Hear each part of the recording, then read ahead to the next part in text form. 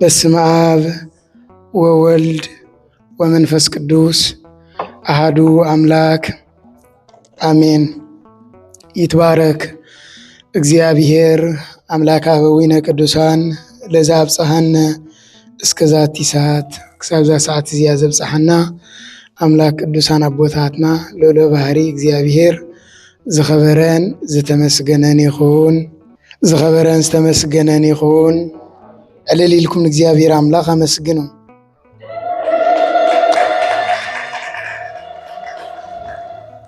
ኧረ ዕልል ኢልኩም አመስግኑ።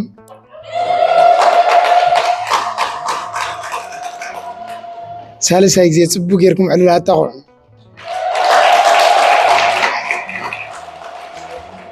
ንዓኹም ዋላ ይርዳእኩም እንደቲ ድምፂ ሪኹም ሕጂ ድምቕ ደ ኢልሓቀ እስኪ ሕጂ ናይ መወዳእታ ብሓንሳብ ግርም መቸም ሎሚ ናይ ምስጋና ናይ ሓጎስ ናይ ደስታ እዩ። መላእክትን ሰብን ዘመስገንሉ ዝወደስሉ ዕለት እዩ። ስለዚ ናብዚ ምምፃና ኸ ንእግዚአብሔር ንምስጋን ስለ ዝኾነ ንእግዚአብሔር ኣምላኽ ኣመስግኑ ክበሃል ከሎ ከመይ ሓዲርኩም ክበሃል እግዚአብሔር መስገን ተባሂሉ ብድሕሪ ዕልል ክበሃል ኣለዎ። እግዚአብሔር ኣምላኽ ሲ ብሰላም እንድሕዳ ድሒርና ብሰላም እንድሕዳ ውዒልና ብሰላም እንድሕዳ ናብ ቤት ምፂና ካብዚ ዓቢ ፀጋ ኣሎ የለን። ንጽሕተ ንጹሓን ቅድስተ ቅዱሳን ቅድስት ድንግል ማርያም ክብሪ ምስጋናን ይብፅሓያ። ብሓፈሻ ኩሎም ርያን እግዚአብሔር ክብሪ ምስጋናን ይብፅሓዮም። እንኳን ኣብዚ ክቡር ዕለት ብሰላም እግዚአብሔር ኣምላኽ ናብፅሓና። ኢትፍሩ እስመናው እዝየንወክሙ ዓብየ ፍስሓ ዘይከውን ለክሙ ወለኩሉ ዓለም። እግዚአብሔር ኣምላኽና ብዝፈቐደ ብሕፅር ዝበለ በዚ ክንመሃር ኢና። ዝበልክዎ ቃሉ ኣብ ወንጌል ሉቃስ ሕጂ ዝተነበ ናይ ዕለት ወንጌል ዝርከብ ቃል እዩ። መላከ እግዚአብሔር ዝተዛረቦ ቃል እዩ። ፀሓፊኻ ቅዱስ ሉቃስ እዩ። እቲ ቃል ኣብ ምዕራፍ 2 ፍቕዲ 10 ዝርከብ ቃል እዩ። እቲ ቃል ከምዚ ክብለ ብድሕሪኡ ብሓንሳብ ክንብሎ ኢና። እቲ መልኣኽ ድማ እንሆ ንኩሉ ህዝቢ ዝኸውን ዓብይ ሓጎስ ኣበስረኩም ኣለኹ እሞ ኣይትፍርሑ። እቲ መልኣኽ ድማ እስከበሉ እንሆ ንኩሉ ህዝቢ ዝኸውን ዓብይ ሓጎስ ኣበስረኩም ኣለኹ እሞ ኣይትፍርሑ። ብሕፅር ዝበለ ክኾነልና ርእስትና ዓብይ ሓጎስ ብዝብል ኢና ንከይድ። ዓብይ ሓጎስ እስከበሉ ዓብይ ሓጎስ። ዓብይ ሓጎስ ዝተባሃለ መድሃኒ ዓለም ኢየሱስ ክርስቶስ እዩ። ሎሚ ካብቶም ሰለስተ ቅዱስ ሓደ ቅዱስ ወልድ ኢየሱስ ክርስቶስ ንስሙ ዝሰማማዕ ተገዲዱ ተላኢኹ ዘይኮነ በፍቃዱ ወበስምረት አብሁ ወመንፈስ ቅዱስ ብፍቃዱን ብፍቃድ አቡን ብፍቃድ መንፈስ ቅዱስን ሰብ ክኸውን ዝፈተወ ካብ ቅድስት ድንግል ማርያም ብፍጹም ድንግልና ተጸኒሱ ብፍጹም ድንግልና ዝተወለደሉ ዕለት እዩ። ስለዚ ናይ ኣምላኽና ወልዲ ኢየሱስ ክርስቶስ ምውላድ ንዓና ዓብይ ሓጎስ እዩ፣ ዓብይ ደስታ እዩ። ካብዚ ዝዓቢ ሓጎስ የብልናን። ወዲ ሰብ ዝተወለድ ኩሉ ኢሉ ዕለት ልደቱ የብዕል ኣይኮነን። ግን ካብ ዕለት ልደቱ ንላዕሊ ኢየሱስ ክርስቶስ ዝተወለደሉ ዕለት ክኽበር እዩ ዝግባእ። ኣብ ነፍሲ ወከፍና ከነብዕሎ እዩ ዝግባእ። ኣብ ልበይ ተወለድ ኢና ከንብሎ ዝግባእ። ስለዚ መልአክ እግዚአብሔር መድሃኒ ዓለም ኢየሱስ ክርስቶስ ከምቲ ዓንቶይ ዲያቆን ሓውና ዝመሃረና ኣብ ቤተልሔም ምስ ተወልደ መጀመርታ ከይዱ ዘበሰሮም መልአክ ንጓሶት እዩ ነይሩ። ንጎሰት ካብ ደቂ ሰባት ማለት እዩ። መልአከ እግዚአብሔር ከይዱ እንሆ ሎሚ ዓብይ ሓጎስ ኣበስረኩም ኣለኹ ኢልዎም። ቅድሚኡ ሓጎስ ኣይነበረን ድዩ? ቅድሚኡ ደስ ዘብል ነገር ኣይነበረን ድዩ? ንምንታይ ሎሚ ዓብይ ሓጎስ ተባሂሉ? ንምንታይ ዓብይ ሓጎስ ኣበስረኩም ኣለኹ ተባሂሉ? ቅድሚኡ ብስራት ኣይነበረን? ብስራት ነይሩ እምበር ቅዱስ ገብርኤል መልአክ መፂኡ ንብዙሓት ኣበሲርዎም እዩ። ቅዱስ ገብርኤል ግን ሎሚ ዓብይ ሓጎስ ዝተባሃለ እንታይ እዩ? ናይዚኣቶም ብሙሎም ሓጎስ እንተተባሃሉ ብስራት እንተተባሃለ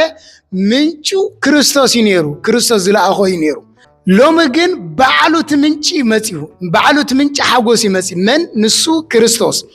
كريستوس نمنتايو سبك خونا الليو نمنتاي توليدو نمنتاي نام مدرخ قلس الليو بحسر زبالة نتوثات النملكت قالنا ربح حنسا أدام مسودقة كلها تنغم النفلطة التاريخ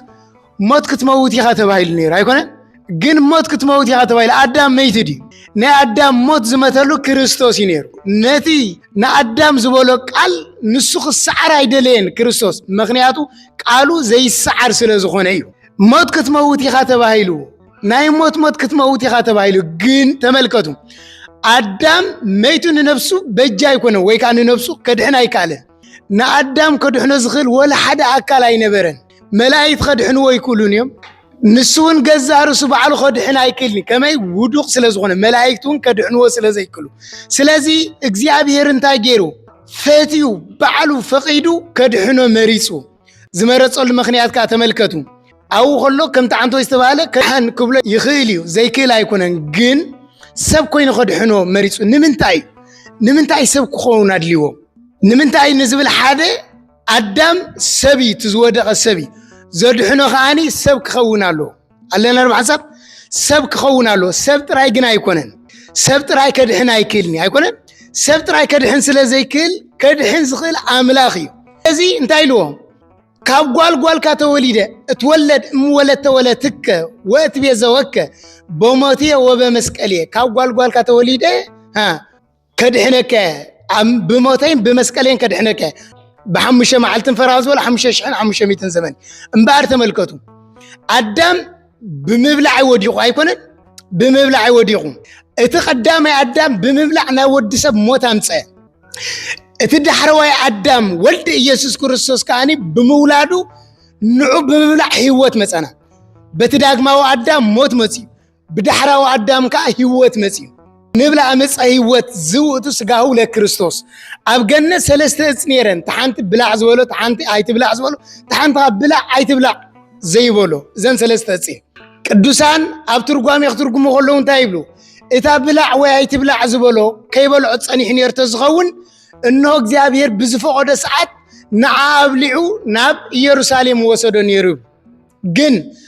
አዳም ከይጸንዕ ስለዝወደቀ ተመልከቱ እታ ዕፀ ህይወት ያኔራ ዕፀ ህይወት ተባለት ናይ ዕፀ ገነት ማለት እዩ ኢየሱስ ክርስቶስ ግን ዕፀ ህይወት ዘይኮነ ንዓይ ስጋይ ደመይ በሊዕኹም ይኹም ናይ ዘላለም ህይወት ትወርሱ ብምባል ቅዱስ ኤፍሬም ኣብዚ ደረሰው ውዳሴ ማርያም ብላ ዕፀ ህይወት ዝውቱ ስጋሁ ለክርስቶስ እዩ كافت صحيوت نبلع أدم بمبلع ودكت همتي هيكونن سلازي كافت صحيوت نبلع صحيوت تبعله سجون دموني نايمن نا يسوع كريستوس نا يسوع كريستوس سجون دمون بلعنا نايز العالم هيوت نورس مالي تملكتو مبار وانا كريستوس سبز خونلو انتاي أدم بودكت بمبلعيو وديقو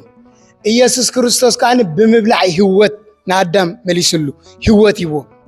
سجايز بلعه دميستي نايزل عالم هيوتها اللو اتي سجايز بلع دميستي نسو مساي ينبر انا دم ها مسو ينبر سلازي بسجون دمون كوين مال تملكتو حدا ازيو ناي مبلع مالتي كالاي يسوع كريستوس سبز غونو المخنيات بحصر زبل قداس ينقصل سيزغنا بزح مستيري يسوع كريستوس نمنتاي سب كوين ولد نزبل مستيري نسب زردا نغراتينا نغلጽ ዘለና ዳምበር ንምንታይ ሰብ ኮይኑ ዝብል ምስጢር ይበቃ ናይ ኢየሱስ ክርስቶስ ሰብ ምዃን ነገር ወይ ከዓ ናይ ሰብ ምዃኑ ነገር ዝግለጽ ኣይኮነን ከምዚ ኢልካ ገሊጽካ ዝውዳ ኣይኮነን ግን ብዝፈቀደልና ብዝገለጽልና መጠን ግን ንነግር ንዛረብ ንሰብኽ ማለት እዩ ስለዚ ሓደ ብምብላዕ ኢልና ነታ ብምብላዕ ዝወደቀ አዳም ስጉን ደምን በሊዕኻ ናይ ዘላለም ህይወት ንምርካብ ኢልና ኣይኮነ ካልኣይ ስራሕ ዲያብሎስ ንምፍራስ እንታይ ኢለኩም ስራሕ ዲያብሎስ ንምፍራስ ስራሕ ዲያብሎስ እንታይ ነይሩ ስራሕ ዲያብሎስ ወይ ከዓ ግብሪ ዲያብሎስ ንምፍራስ ዝተባለ ዲያብሎስ ከም ዝፍለጥ ና አዳም ንምውዳቅ እንታይ ተጠቂሙ ነይሩ ኣይትፈልጡን እንታይ ተጠቂሙ ነይሩ ና አዳም ንምውዳቅ አርዌ ምድሪ ተይመን ወይ ከዓ ከይሲ እንብሎ ማለት አርዌ ምድሪ ከይገርመኩም አርባዕተ ማሐውር ዝነበራ ጽብቕት ያ ነይራ ፍጥረታት በጣም ትደንቕ ፍጥረት ያ ነይራ ሰብ ሎሚ በሐመድ ፈፎ ክትብል ከላ خريغ لخوم ተቆይና ተፈጢራ ዝመስለሎ ግን አርባዕተ ማሐውር ነይሩዋይ ጽብቕት ያውን ነይራ ብጽባቃይ ወን ዓሽኪዕዋ አንተ ጽብቕት ይልዋ بخومي ديابلوس آتيو نعدام كسحتو جيرو سلازي ديابلوس تتقوم ميلان انتاي نيرو أب كيسي محداري نيرو أب حديري سحيتوهم نعدام مالك تملكتم بار إيسوس كريستوس كاني ناتو طبب ناتو سرح زفرسو أب دنجل مريم حديري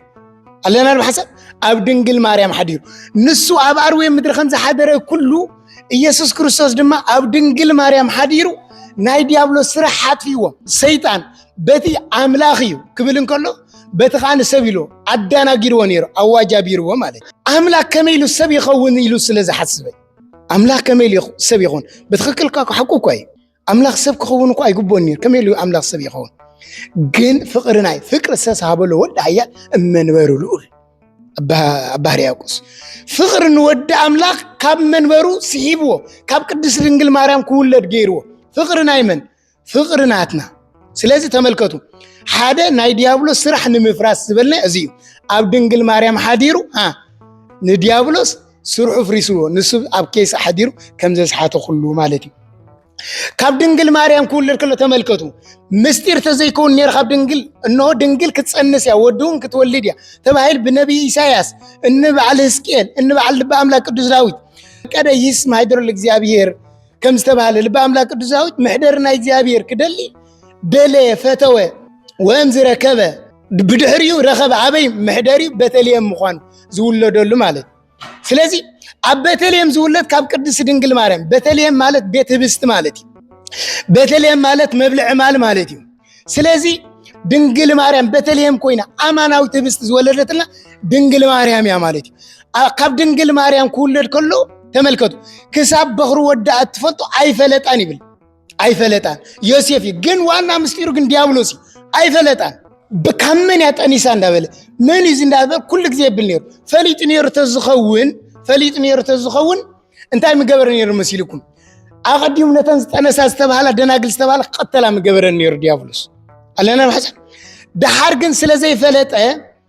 مستولد جن فليط بغمي فليط مسيلكم ملاك እግዚአብሔር ንጓሰት ክነግሮን ኩሉ ፈሊጡ ملائكتي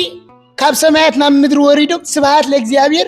بسمايات وسلام بمدر سمرتو لسبيلو كمسغنو خلو فليتو بدحري انتاي غيرو سبع سجل مسيوم سبع سجل مسمصو ايتي هالو نغوس ايهود ابي يالو كنسغدو لمصينام سبلو كاباي زعب نغوس هالو كميل زي يخوني نسام ورق اطان كربي ገጸ በረኸት ሒዞም ክመጽ ከለው ንሱ ግን ኣብ ሕቅፉ ኣብ ቤቱን ከሎ ነቲ መድሃኒት ዝኾነ ነፊግዎ ነቲ ንጉስ ዝኾነ ነፊግዎ ነቲ መድህን ዝኾነ ነፊግዎ ኣይተቀበሎን ነጽግዎ ማለት መን ይልዕለይ ንጉስ ኢሉ ድሓር መጺው ነቶም ሊቀ ካህናትን ኣገልገልትን ጸዊዑ እንታይ እዚ ነገር ዝም ሰሎ መጽሑፍ ኣሎ ከምዚ ኣብ ቤተልሔም ዝውለ ተባይሉ ሽዑ ዲያብሎስ ውስተ ልበ ሄሮድስ ናብ ልብ ሄሮድስ ዲያብሎስ አቲ እንታይ ሰሚዒዩ ንሱ ወደ አምላኽ ዓቢ ሓጎስ ዝኾነልኩም ተወሊድሎ ክብል መልአክ ከበስሮም ከሎ ንጓሰት ሰሚዕዎም ነይሩ አይኮነ ስለዚ መላእክቱን ከመስግኑ ሪኢሎ ሽዑ ናብ ናይ ልብ ሄሮድስ አቲው እንታይ ገይረ ሄሮድስ ህፃናት ቆተሉ ገይሩ ሽሓት ዝቁፀሩ ህፃናት ተቀቲሎም ብሰንክመን ብሰንኪ ጎይታና መድኃኒት ኢየሱስ ክርስቶስ ንዑ ንምርካብ ማለት نعم كقتل زجبرة جماني ندعنا ديابلوس نير سلازي قدوسان انت يبلو أقدموا فليت نير تزغن ندنقل ماريهم كتقتل مجبرة كمان تملكتو أني ساخلا ما يزولفوز بحالا استيوم ما يزولفوز بحالتايب مسيلكم عند حداثة ياتو زك عطل مالتي قالت أني سات الترخيبة كاب قالت أني سات بحيليو ناو سبعة ترتير وايو ناو تمثل سلازي كابيسيف عيتنا ستنمو كم من يعطني ساتبايلو نمفلات امام تيما كاو مسستي واغن كابس عيشو اتعسفي عبريها قد املاخ سلازخونت مالك سلازي تملكتو مستولد ملاك እግዚአብሔር ታይልዎም አርስትና ኸይርሶ አብይ ሓጎስ ይልዎም አይኮነ አብይ ሓጎስ ንአና አብይ ሓጎስ ንዲያብሎስ ግን አብይ ሐዘን ስለዚህ በዚህ ጊዜ እዚ ህፃናት ተቀቲሎም ኢየሱስ ክርስቶስ ሓደ ናይ ዲያብሎስ مخر خفر زبلنا زيو طبب مالتي نسو بارو يمدر حديرو نعدام كم زي صحاته كله إيسوس كريستوس كبدنجل مريم توليدو نديابلوس أحفيرو مالتي كبر مسجانا نلعل سميخون حدا أنا أرأيان مغاني እንታይ ኣርኣያ ኮነና እንድሕዳይልና ኩሉ ዝገበሮ እግዚአብሔር ኣምላኽና ንዓና ግበርዎ ኢልና ነዚ ሐዋርያ ቅዱስ ጳውሎስ ንክርስቶስ ልበስዎ ኢልና ኣለና ሓሳብ ንክርስቶስ ልበስዎ ልብስ ኮይኑ ማለት ዲ ክርስቶስ ኣይኮነን ንክርስቶስ ልበስዎ ማለት ታይ ማለት እዩ ካባይ ተማሃሩ እዩ ካባይ ተማሃሩ ማለት እንታይ እቲ ኣነ ዝገበርክዎ ግበር እዩ ኣርኣያ ንምዃን መጻእ ለኣርኣያ እዚኣነ ንዓና ኣብነት ንምዃን ንዓና ኣርኣያ ንምዃን ናብዚ ምድሪ መጽኡ ጸይሙ ንኣዳም ጽም ኢልዎ ነይሩ ኣይኮነ ግን ኣዳም ኣይጾመን ኢየሱስ ክርስቶስ ግን ጸይሙ ፈተኑ ሰጊርዎ ዲያብሎስ እኮ ንኢየሱስ ክርስቶስ ፈቲንዎ ኣይኮነን ፈቲንዎ ይፈትኑ ፈቲንዎ ሰለስተ ግዜ ግን ኢየሱስ ክርስቶስ ሲዒርዎም ኣዳም ግን ኣይሰዓሮን ስለዚ ኣነ ሲዒረየ እሙኒ ንስኻትኩም ከኣኒ በኣይ ኣሚንኩም ንዓይ ኣርኣያ ገይርኩም ክትስዕርዎት ኢኹም ብምባል ኣርኣያ ንዓና ንምዃን ጸይሙ ጽሙ ኢልና ጸሊ ኢልና እቲ ኩሉ መከራ ተቐቢሉ መከራ ንዓና መከራ ስለይ ተቐበሉ ኢልና ይቕሬታ ገይሩ ስረይሎም እስመ በዘ ያምሩ ይገብሩ ብዘይ ፈለጢም ዝገብርዎ ዘሎም ሕደገሎም ከም ዝበለ ኩሉ ንዓና እውን ይቕረ ክንብል ሕድገት ክንገብር ምሂርና ስለዚ በአጠቃላይ ኢየሱስ ክርስቶስ ንዓርኣያ እዚኣና ንዓና ኣብነት ኣርኣያ ንምዃን ኢልና መጠቃለሊ ግን ንዓና ንምድሓን ይመጽኡ ኣለና ብሓሳብ ንዓና ነታ ዓለም ኣብ ሓዘን ኣብ ኣጸልማት እትነብር ዝነበረት መላእክትን ሰባትን እግዚአብሔርን መላእክትን ሰባትን ኣታዕሪቁ ፍጥረታት ብሙሉ ኣታዕሪቁ በዚ ሎሚ እዚ ዓብይ ሓጎስ ዓብይ ደስታ ኮይኑ ስብሃት ንእግዚአብሔር ኣብ ሰማያት ሰላም ካ ኣብ ምድሪ ይኹን ኢሎም ፍጥረታት ብሙሉ ኣመስግኖም ሎሚ ናይ ሓጎስ እዩ ረቡዕ እንዲድ ሎሚ ኣይኮነ ስለዚ ሎሚ ረቡዕ ይብላዕ ንምንታይ መሲልኩም ሓጎስ ስለ ዝኾነ እኮ ደስታ ስለ ዝኾነ እኮ ኢየሱስ ክርስቶስ ምንጭ ሓጎስ ተወለደሉ ዕለ ስለ ዝኾነ ነቶም ኣብ ሽግር ኣብ መከራ ኣብ ሓዘን ዘሎ ኢየሱስ ክርስቶስ ይብፅሓሎም ንዓና እውን ብልደቱ ዳግም ቤተልሔም ኮይኑ ልብና ኣብ ልብና ክውለድ ቅዱስ ፈቃዱ ይኹነልና ወስብሐት ለእግዚአብሔር